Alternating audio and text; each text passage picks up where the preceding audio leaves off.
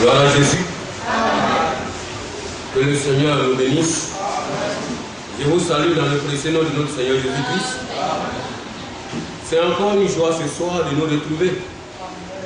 Depuis dimanche, nous sommes séparés de corps, mais toutefois que, comme la parole de Dieu nous dit, nous sommes toujours ensemble en esprit. Et je me réjouis souvent. Et puis aussi, ça me permet de me recueillir encore d'avance par les messages donnés de notre sœur Yasmina. Alléluia.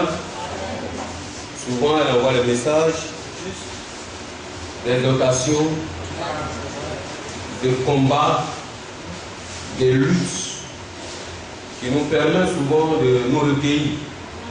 Personnellement, moi, et aussi de réfléchir comment je dois me préparer pour que la place que le Seigneur est parti préparer pour moi, que je puisse m'occuper. Alléluia. Ma soeur, que le Seigneur te bénisse. En ce soir encore, nous sommes là, au devant de notre Seigneur Jésus-Christ, et lui qui est notre Rédempteur et qui arrive toujours à nous donner des sages conseils. Nous ne venons pas dans cette maison au devant d'un homme ou à une carte d'invitation donnée par un individu que nous sommes, et puis nous venons là pour l'écouter. Mais le canal que nous sommes, c'est Dieu qui a permis enfin de nous parler.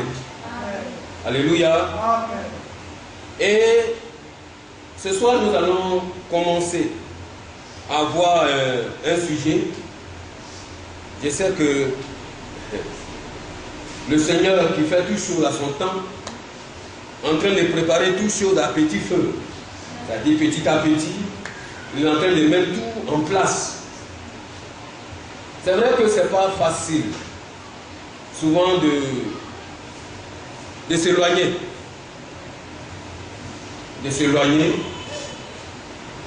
Mais c'est Dieu qui le veut. Et peut-être aujourd'hui aussi, ça peut être ma dernière prédication, peut-être à commencer. Et puis, me retrouver où là Dieu a voulu que j'aille. Mais ce n'est pas facile. Il arrive souvent que lorsque je m'assois et quand je regarde les frères et sœurs, et puis je réfléchis qu'un bon matin, voilà, je me retrouverai là, et puis, qu'est-ce que je dois faire en face? Je me suis souvenu un jour de l'histoire de Jonas, que Dieu doit envoyer à Ninive. Et puis il a commencé à avoir un comportement. L'homme est l'homme, et souvent ça arrive, je dis, mais Seigneur, voilà, c'est toi qui vas m'envoyer, et puis bon, pourquoi moi? Alléluia. Mais c'est Dieu qui l'a voulu ainsi. Nous ne cesserons pas de parler d'une chose très importante. Parce que c'est ça qui nous fait en tant que les chrétiens. C'est comme un maçon qui construit une maison et qui oublie une chose très importante. Alléluia. C'est-à-dire pour monter la maison, il faut une fondation. Sans la fondation, la maison n'est pas solide. Amen. Sans la fondation, c'est-à-dire un maçon qui vient et puis fait une fausse fondation. Vous savez que dans peu de temps, lorsque la pluie que nous voyons, et puis le sol est inondé, la maison va s'écrouler. C'est ainsi aussi en tant que les chrétiens que nous sommes. Nous ne cesserons pas de parler de la foi. Alléluia. Comme le Seigneur, sachant que la foi est très importante, donc nous voyons aujourd'hui, en travers le canal qu'il est en train d'utiliser, de donner ce message. Vous voyez un peu? Et puis, nous voyons là le commencement de l'âge des églises.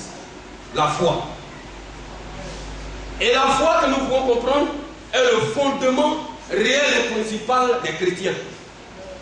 Un chrétien sans la foi, moi je pourrais dire que c'est la feu que nous appelons le nuphar. C'est-à-dire que ce sont les herbes qui sont dans l'eau et qui flottent. En les voyant, tu vas dire que leurs racines arrivent en très grande profondeur. Non. Le nuphar flotte, léger. Et souvent, les chasseurs arrivent à piéger souvent les singes. Parce que les singes, lorsqu'ils sont surpris par les chasseurs, ils trouvent que le nuphar est là, touffu. Ils trouvent que vraiment c'est un sol solide. Donc ils se jettent. Et dès qu'ils se jettent, ils tombent dans l'eau. Alléluia. Donc, un chrétien sans la foi est comme un nuphar. Et donc, parce que le Seigneur dit, nous ne devons pas être les chrétiens en flottant en tout vent de doctrine. C'est-à-dire, c'est un chrétien qui n'est pas assis, qui flotte, qui peut aller là aujourd'hui, et puis demain tu vas le retrouver quelque part là-bas. Il n'est pas assis spirituellement. Et le Seigneur, sachant que dans toute chose, il faut la foi, que le fondement réel de la vie d'un chrétien, pour faire le vrai combat, il a commencé par la foi. Donc aujourd'hui, nous allons parler de la foi. Et la foi triomphante. Parce que sans la foi, tous ceux qui nous ont dévancés ne pouvaient pas triompher. De tous les problèmes qui l'ont ensaï, de toutes les difficultés qu'ils ont rencontrées, de tous les problèmes dans lesquels ils ont marché. Un véritable chrétien pour être victorieux, si tu manques la foi. La foi est posée sur la parole de Dieu. Alléluia. Et vous voyez, c'est ce que le Seigneur nous interpelle. Donc, au commencement de cette foi-là, quand nous prenons l'explication, comme la parole de Dieu est la vérité, et le Seigneur ne ment pas, la Bible dit que la foi est une ferme assurance. Alléluia. La foi est une ferme assurance. C'est-à-dire la foi, je ne sais pas comment je peux l'expliquer pour que chacun d'entre nous pourrons mieux le comprendre. Comme souvent nous prenons les bois, et parmi les noms des bois, les différents bois, nous trouvons qu'on dit non, bois bété est beaucoup solide. Alléluia. Et quand, regardez un peu la chair, et c'est que celui qui a fabriqué cette chair-là, il a dû réfléchir et chercher un bon bois. Il sait qu'il ne peut pas fabriquer une chair, donc pour utiliser un faux bois. Il y a les bois aujourd'hui que d'autres menuisiers utilisent, et vous voyez dans un peu de temps, ta chaise, ou même ton lit, t'abandonne. Voyez-vous les fauteuils que les gens fabriquent. Quand on partait au bord de la route, vous voyez les jolis fauteuils bien habillés. Mais dans ces tissus, il y a les faux bois. Et quand tu récupères ces fauteuils, à l'œil vu, tu as dit non, vraiment, c'est des jolis fauteuils. Ils sont bien présentables dans mon salon. Mais à un certain peu de temps, tu vois que lorsque tu vas aller t'asseoir, c'est toi qui vas t'enfoncer dans les fauteuils. Parce que c'est le faux bois. Ce n'est pas le bon bois que le menuisier a utilisé. Or, Si au moins c'était des bois solides, tu vas bien t'asseoir et sans t'inquiéter. Alléluia. Et ainsi, nous parlons un peu comme ça de la foi. Donc, étant les croyants, nous devons être conscients pour le ciel. Parce que quelqu'un qui est conscient pour le ciel doit comprendre comment il doit commencer avec son Dieu. Parce que c'est en fonction de cela il doit se préparer. Et nous avons toutefois dit qu'il saura où il va. Parce que si tu sais où tu es quitté, si tu as des bases bien précises, tu sauras où tu vas. Alléluia. Et c'est ici, ces croyants-là ont commencé avec leur Dieu. Nous allons prendre la Bible et nous allons voir une petite histoire dans Exode 14.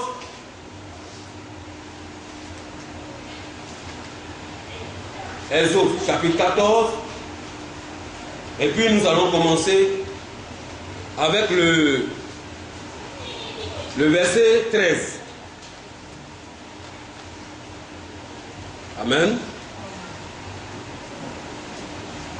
Le verset 13. Je vais faire la lecture. Moïse répondit au peuple: ne craignez rien, restez en place et regardez la délivrance que l'Éternel va vous accorder en ce jour. Car les Égyptiens que vous voyez aujourd'hui, vous ne les verrez plus jamais. L'Éternel combattra pour vous et vous gardez le silence. L'Éternel dit à Moïse: pourquoi ces cris? Parle aux enfants d'Israël et qu'ils marchent. Toi, lève ta verge, étends ta main sur la mer et fends-la. Et les enfants d'Israël entreront au milieu de la mer à sec. Et moi, je vais endurcir le cœur des Égyptiens pour qu'ils y entrent après eux. Et Pharaon et toute son armée, ses chars et ses cavaliers feront éclater ma gloire. Et les Égyptiens sauront que je suis l'Éternel. Quand Pharaon, ses chars et ses cavaliers auront fait éclater ma gloire, l'ange de Dieu qui allait devant le camp d'Israël partit et alla derrière eux, et la colonne de nuée qui les précédait partit et s'éteint derrière eux. Alléluia. Nous allons prendre ce passage-là comme pour appui. Amen. Et en cela, nous allons comprendre comment le Seigneur, notre Dieu, est celui qui veille sur sa parole pour l'accomplir. Et vous voyez l'histoire. L'histoire nous fait voir que c'est le peuple d'Israël, en quittant en Égypte, dans la servitude, dans l'esclavage où ils étaient, Dieu leur a promis de les sauver, de les libérer de la main de Pharaon. Et là, Dieu a utilisé un canal, étant son serviteur Moïse, que nous connaissons. De la Genèse, nous rentrons dans les autres et nous comprendrons combien de fois ce que le Seigneur a dû faire ce jour-là. Et la Bible dit que lorsqu'ils sont sortis, Pharaon a dû accepter de les laisser partir pour aller adorer leur Dieu. Alléluia. Et ils ont commencé à aller, sachant combien de fois Dieu veut faire voir ses enfants si réellement ils ont su que c'est le véritable Dieu qui les a libérés de la main de Pharaon. Et comme ce n'est pas un homme, il pourrait leur donner un chemin tout court pour arriver facilement là où il a préparé pour eux. Vous voyez le point?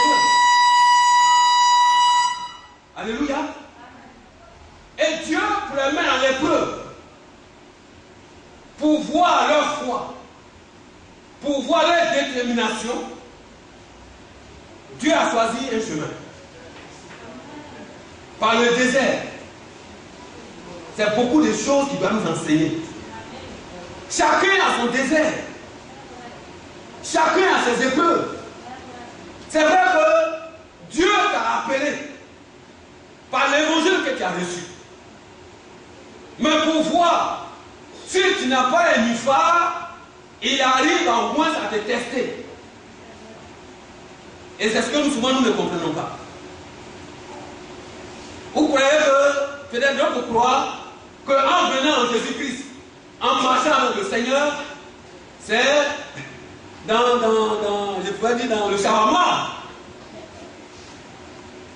ou bien dans un burger, ou bien peut-être dans le poulet rôti. Non. Quand nous prenons l'histoire de nos parents,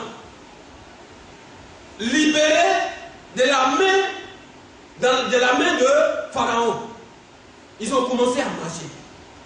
Et cette marche doit nous faire comprendre beaucoup de choses. Alléluia. Et quand nous prenons cette petite partie, c'est pour comprendre combien de fois, comment ces hommes-là, ces frères, nos frères, sont assis. Sur quoi ils sont enracinés. Alléluia. Est-ce qu'ils ne rêvent pas l'homme? Ou bien ils n'arrivent pas à dire c'est eux-mêmes qui ont fait pour être libérés de la main de Pharaon? Est-ce qu'ils comprennent? Est-ce qu'ils réalisent combien de fois le Seigneur a fait cette opération? Alléluia. Et la Bible nous dit, Moïse répondit au peuple, ne craignez rien. Restez en place et regardez la délivrance que l'Éternel va vous accorder en ce jour. Car les Égyptiens que vous voyez aujourd'hui, vous ne les verrez plus jamais. Moïse, qui est-il?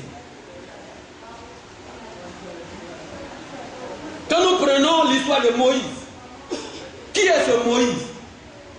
Nous le voyons en tant qu'homme, en tant qu'un être humain, comme on voit aujourd'hui, tout chacun est serviteur de Dieu. C'est vrai. Peut-être même Moïse, étant un Israélien, quittant dans la famille de quelques-uns de ce peuple, ils l'ont connu. Ils ont connu son enfance. Ils ont connu comment il a grandi. Et peut-être même il a été sauvé de l'eau. Oui. Et allé dans une grande famille riche. Là-bas, il a commencé à retrouver, à recevoir son éducation physique, la sagesse humaine, l'intelligence humaine, la connaissance humaine. Il a commencé à y grandir dans cela. Mais nous savons que Dieu, au commencement de toutes choses, c'est lui qui a fait Moïse, c'est lui qui a manifesté cette grande opération pour que Moïse soit sauvé de l'eau. Oui, ils n'ont pas compris cela. Et ils croyaient que c'est une chance. Oui, c'est ce que j'ai dit, c'est une chance. Sinon Moïse, c'est vrai qu'il ne devait pas mourir, c'est à cause de ça. Donc la fille de Pharaon est partie le sauver de l'eau, c'est tout. Mais c'est Dieu qui avait planifié toutes choses. Vous savez, chacun prend son histoire. Qui savait qu'il peut se retrouver là aujourd'hui? Qui? Mais Dieu t'a déjà prédestiné depuis l'avance. Comme il a dit à Jérémie, depuis dans le sein de ta mère, je t'avais déjà formé. Alléluia. Et quand nous comprenons, la personne que Dieu a déjà préparée dans le secret ne peut pas se perdre. Ce n'est pas son effort. Ce n'est pas sa sagesse. Ce n'est pas son intelligence qui a permis qu'il soit en vie ou bien qu'il reçoit l'évangile qu'il a là aujourd'hui. Ou bien le message dans lequel nous sommes. Oui, personne ne peut taper sa poitrine. Souvent quand je m'assois et quand je vois un peu mon histoire, alléluia, quand je regarde un peu dans ma famille, moi le tout dernier qui ne veut même pas s'asseoir sur les mêmes chaises de mes grands frères. Et c'est moi que Dieu m'a choisi là. Et puis, je n'ai pas de la dénomination. Alléluia. J'arrive là-bas, j'ai tout. Mais Dieu avait déjà préparé quelque chose pour moi. Quand il l'a fait pour toi, mon frère, c'est même ce qu'il a préparé pour son peuple. Pour qu'ils arrivent à comprendre. Pour qu'ils savent que réellement, ils doivent poser leurs pieds dans la parole de Dieu. Alléluia. Dans la foi. Nous allons nous appuyer sur l'explication de la Bible qui est la vérité de Dieu. Donc, elle est une ferme assurance. Des choses qu'on ose faire, une démonstration de celles qu'on ne voit pas. Voilà comment la foi s'explique. Moïse, sachant cela, il a dit à ce peuple, alléluia, il savait que la foi est une ferme assurance. La foi est grande. Et des choses qu'on espère et une démonstration. Parce que la foi, comme Paul pourrait dire, je pourrais dire, je montrerai ma foi et toi tu montreras tes œuvres. Alléluia. Mais nous savons que la foi sans les œuvres est une foi morte. Mais la foi est basée sur quoi? Sur la parole de Dieu. Amen. Si nous pouvons comprendre, peut-être nous allons au moins ouvrir l'esprit de chacun. Nous allons dire peut-être, les gens ont leur foi. Mais la véritable foi, c'est dans la parole de Dieu.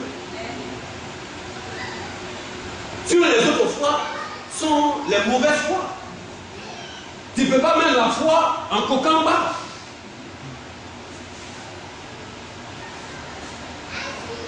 Si il y a un moment, j'ai échangé avec mon grand frère, et il dit,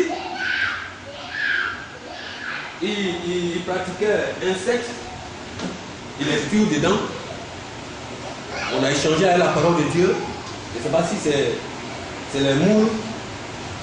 Il a dit ceux qui ont leur idée qu'il faut le mariage à distance. Alléluia. C'est un Coréen ou bien un Chinois. Vous voyez, et ils se disent qu'il est celui que Jésus-Christ en a parlé.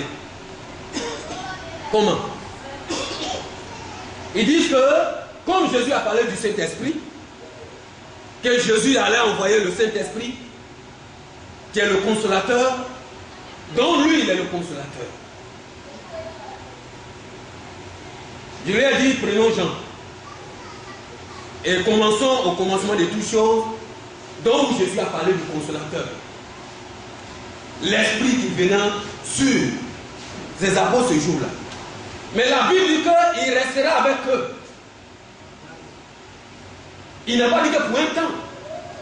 Mais votre leader est mort. Donc d'où est-il qu'il est le consolateur? Que Jésus-Christ en ait parlé. Donc il fait fausse route. Alléluia. Donc la Bible dit, Moïse sachant cela, il a dit, restez en place. Ne vous troublez pas. Et regardez la délivrance que l'Éternel va vous accorder en ces jours. Car les Égyptiens que vous voyez, vous ne les verrez plus jamais. Il n'a pas dit, vous avez pu les voir dans un peu de temps, il dit plus jamais. Et cette fois, nous emmène à marcher dans les espérances de la parole de Dieu. Parce que sans la foi, tu ne peux pas comprendre la sagesse de la parole de Dieu. Tu ne peux pas comprendre. Parce que c'est à cette foi que Moïse, sachant que tout ce qu'il fait ne vient pas de lui-même, mais venant de notre Seigneur Jésus-Christ.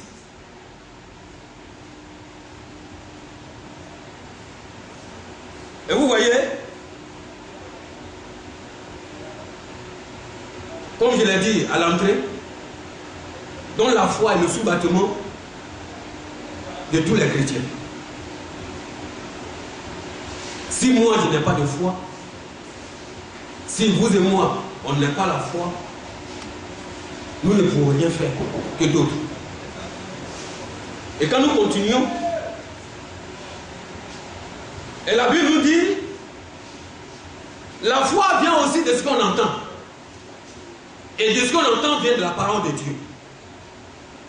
Et donc laquelle le Seigneur nous dit que ce livre de la loi ne doit pas s'éloigner de notre bouche. Nous devons le méditer. Et en le méditant, nous pouvons comprendre et connaître notre position. Et c'est que chacun, il y a d'autres qui sont philosophes et qui connaissent un peu les grandes parties des grands philosophes de ce monde. Maintenant, quand nous prenons un peu le récit d'un philosophe qui pourrait dire que les hommes sont venus des singes. Alléluia. Quand j'ai commencé à mettre mes pieds à l'école, de l'école primaire, on arrive à l'école secondaire, et puis à Abidjan ici, on reçoit ces gens de paroles. Et on prend ces gens de récits, ces livres, on me dit, les hommes sont tirés et viennent des singes. Quand je suis allé à la maison, j'ai commencé à demander à mon grand frère pour dire, aujourd'hui on a appris une leçon. Mais ce qui m'a un peu effrayé et que j'ai en train de réfléchir jusqu'à présent, il y a une phrase qui me dit que nous venons des singes. Je ne comprends pas. D'où vient cette pensée? Quand je regarde la photo d'un singe, et quand je vois un peu les images de singes que mon grand-père a tué, et on me dit je viens de cette famille-là. Non, je ne comprends pas. Il dit mon frère, c'est ce qu'est la sagesse de l'homme. Il dit qu'on vient des singes, donc il faut accepter. Donc quelque temps après, en ce moment là, les gens venaient distribuer des Nouveaux Testaments à l'école. Il y avait des grands mouvements chrétiens, catholiques, protestants, évangéliques. Donc ils passaient dans les écoles. Et puis là, je tiens dans ma main, au devant d'une grande salle comme ça, quelqu'un qui vient là et lui dit, bon, Dieu créa l'homme à son image. Il dit quoi?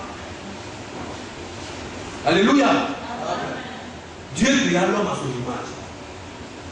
Je reviens, je dis, mais comment Dieu créa l'homme à son image?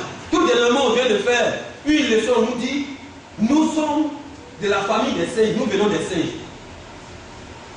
Elle me dit, ce que je tiens en main sont les écrits de la parole de Dieu. C'est Dieu qui a créé l'univers. C'est Dieu qui a créé toutes choses. Et il a commencé. J'ai pris la Bible. Il a dit, mais j'ai le Nouveau Testament, mais ce que tu lis là n'est pas dans mon Nouveau Testament. Et quand il m'a promis, il dit, bon, je te donnerai la Bible entière. Il m'a donné une Bible entière, 8 secondes. Puis il a commencé à faire la lecture. Mais là, c'était dangereux parce que les gens ont commencé à m'appeler rebelle dans la classe. Parce que ce professeur-là, lui et moi, on ne s'est jamais entendu. Pourquoi même il me regarde et puis il me dit, je viens du singe. Là. Alléluia. Or, la Bible dit, la foi vient de ce qu'on entend, et de ce qu'on entend, il manque la parole de Dieu. Et Dieu faisant toutes ces choses, nous donne une grande lumière pour savoir d'où nous venons et d'où nous partons. Comment il a constitué le monde, comment il a fait l'homme et pourquoi il a fait l'homme. Alléluia. Amen. Et là, la foi nous emmène à nous asseoir dans ces choses-là. C'est la foi qui nous amène à comprendre la parole de Dieu. Parce que si tu ne comprends pas la parole de Dieu, chacun, lorsqu'il est rassasié, un beau matin, il vient devant ta porte, Et puis il va te dire ce qu'il pense de ses écrits. Sans tout à comprendre que la Bible dit que ces écrits ne doivent pas être retranchés ni ajoutés. Mais si toi, tu es déjà forgé, tu as ta parole, tu as la Bible, et que tu prends le temps de la méditer, devant ta porte, quelqu'un qui te soit ne peut pas venir là et jeter à ton visage pour dire une femme m'a appelé dans le ministère de la parole de Dieu. Alléluia. Alléluia. Amen. Amen. Quelqu'un ne peut pas venir te dire aide-toi et Dieu t'aidera. Comme aujourd'hui, je suis allé un peu manger quelque chose à midi. Et puis je trouve un petit groupe qui parle un peu du mariage. Et la jeune fille dit pourquoi moi je n'aime pas le mariage des chrétiens évangéliques, surtout les chrétiens. Parce que le mariage là, ils n'arrivent pas à faire une nuit de célibat. Nuit de célibat. C'est-à-dire, je dois aller choisir un jour et puis prendre mes amis et puis on s'en va fêter parce que je vais quitter dans le célibat. Je vais m'éclater. Pour elle, c'est une joie. Donc, je dois dire au revoir au célibat. Donc, je dois aller fêter avec mes amis qui sont célibataires dans le groupe où il va quitter. Et qu'elle a donné cette histoire jusqu'à... Et puis elle dit, bon, en terminant, elle dit, il y a un monsieur un jour, vraiment, qui a été vraiment flatté. Il est parti pour faire la fête de célibat. Et puis son ami l'a tendu un piège. Il a envoyé les jeunes filles. Or, sa fiancée étant quelque part là-bas en train d'être préparée pour le lendemain, pour aller à la mairie, lui il est parti faire des fêtes de séparation de célibat. À sa grande surprise, il se retrouve entre les mains de ces jeunes filles que son ami a envoyées. On ne sait pas qu'est-ce qu'ils ont mis dans ces poissons. Il se retrouve à l'hôtel et puis le jour, l'heure et la date du mariage a passé. Je lui ai demandé comme ça, est-ce que vous permettez que je puisse participer à votre débat? Elle m'a regardé. Elle m'a donné le dos.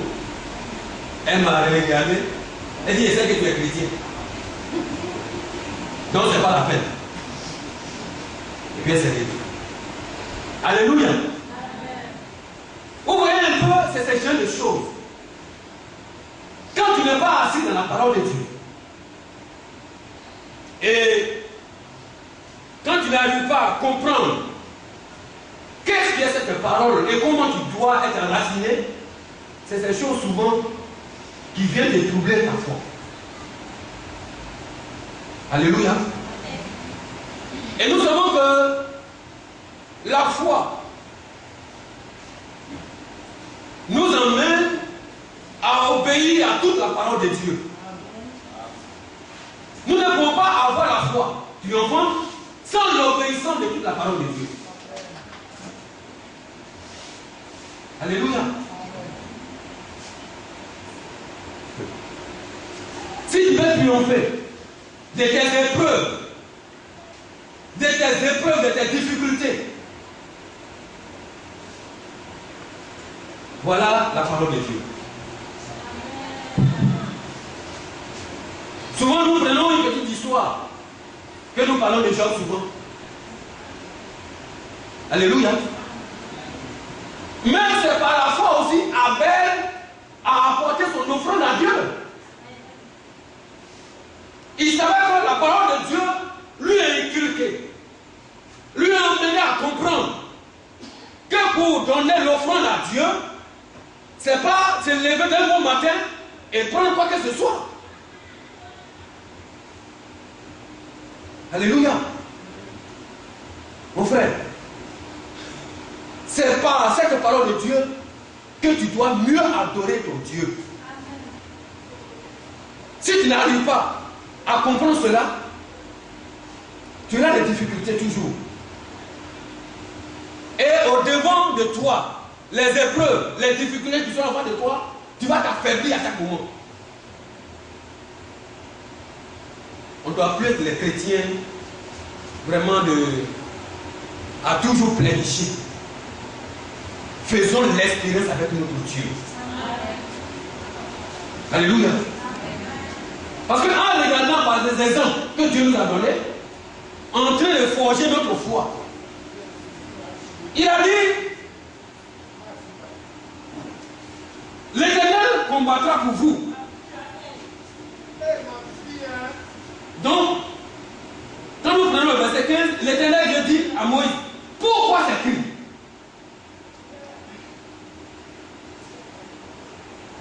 Alléluia. Quand il y a un petit problème, souvent, on commence à être troublé. Or, la Bible nous dit que aussi, la foi triomphante à ses ennemis. Et les ennemis, le premier ennemi, c'est d'abord t'effrayer. Il trouve d'abord la foi. Tu n'as plus d'assise. On ne peut pas nous terminer, le frère. Il y a beaucoup de choses à dire. Vous voyez dans la vie, quand vous marchez souvent, dans les années où il y avait des problèmes de gros bras, de brigandage, vous voyez un peu, des gens, souvent ils te trouvent sur la route, et puis ils viennent, ils t'arrachent tout ce que tu as. Pour t'avoir, ils te fraient d'abord. Ils font rien. Ils regardent en venant, ils connaissent déjà tes pas. Si tu n'es pas vraiment dur. Mais quand il dit un mot, ils savent déjà de ta réponse, tu es quelqu'un qui est peureux. Alléluia. Et c'est que, comme je l'ai dit tout à l'heure, si Dieu veut que je le termine un jour, je vais le terminer, mais avant de partir, si Dieu ne veut pas, il y a encore des serviteurs imminents. Toujours on parle de la foi. Ils toucheront encore ces choses. Je quitte à la gare, Yopougon, je marche avec mon ami, et puis on se sépare à côté du cinéma Dialogue. Moi je dois traverser, cherchant à prendre un bus en face du cinéma Dialogue. Et puis, j'ai réfléchi qu'à côté du cinéma Dialogue, après là, j'ai un nom que je devais saluer. Je traverse la rue, je suis sur les bandes blanches. Voilà, il y a deux personnes qui m'entourent. Bonsoir monsieur. Je dis bonsoir. Il dit bon, on a besoin de 100 francs parce qu'on a notre chef ici qui veut fumer. J'ai dit moi je ne travaille pas pour quelqu'un qui fume. Donc je n'ai pas de 100 francs. Alléluia. Je vais finir par là. On n'a pas trop touché. Mais on a encore le temps. Si Dieu le veut, que je le termine avant de partir, je vais le terminer. Ça est dans la main de Dieu. Et puis bon, voilà, on traverse. Et puis il y a un qui s'est fait vraiment quitter dans le trou. C'est troisième personne. Il est assis sur le banc, la table des vendeurs, ce jour-là qui n'est pas venu, qui me dit, mais il y a quoi? Pourquoi ils t'ont entouré comme ça? J'ai dit non. Ils disent qu'ils veulent 100 francs parce qu'ils ont leur patron qui veut fumer. Et moi je leur dis que je n'ai pas 100 francs pour les fumeurs. Il dit il faut les laisser. Oh, il est dans le coup. Il faut les laisser, c'est ceux-là que je suis venu entendre. Il dit bon, si tu es venu les entendre, toi et moi on n'a pas le même problème. Si tu veux régler ta situation, reste là avec eux. Mais moi, ce qu'ils m'ont demandé, je n'en ai pas. Donc j'ai traversé. Vous voyez souvent aussi, en ce moment je n'ai pas encore Jésus-Christ. Donc là, devant le cinéma, j'ai un ami. Lui, il est gardien du cinéma. C'est un pratiquant. Et je me suis rappelé, j'ai dit, bon, je vais le saluer. Oh, il y a un caniveau. Je traverse le caniveau. Et puis bon, quand ils ont vu que je voulais donner le dos, c'est-à-dire que je voulais donner mon côté pour aller vers la porte du cinéma, ils m'ont poussé dans le noir. Alléluia. Vous voyez, je n'ai pas tremblé. Celui qui est venu vers moi, Dieu a permis que je puisse aussi. Souvent on dit Dieu, hein? Mais dans notre circuit aussi, souvent, là aussi, on a eu un peu le petit force. Quand il a reçu, il a dit, ah, on n'est pas en face de quelqu'un qui est faible. Amen. Il ne s'est plus accroché. Les autres se replient. On va régler ça une autre fois. C'est tout ce qu'ils m'ont dit. Donc la foi. Ses ennemis d'abord tes frères. Et il dit, Dieu dit à Moïse, pourquoi ces cris? Donc mes frères, quand il y a une petite situation, on crie. On est troublé. On est effrayé. Pourquoi? Tu as ton Dieu qui est à côté de toi. Qu'est-ce que tu fais? Regarde comment c'est la même qui ont été vainqueurs. Et regarde tes dévanciers. Et regarde Moïse. Et regarde Abraham. Le père de la foi. Comment il a fait? Fais comme ça aussi. Et tu seras victorieux. Que le Seigneur nous bénisse.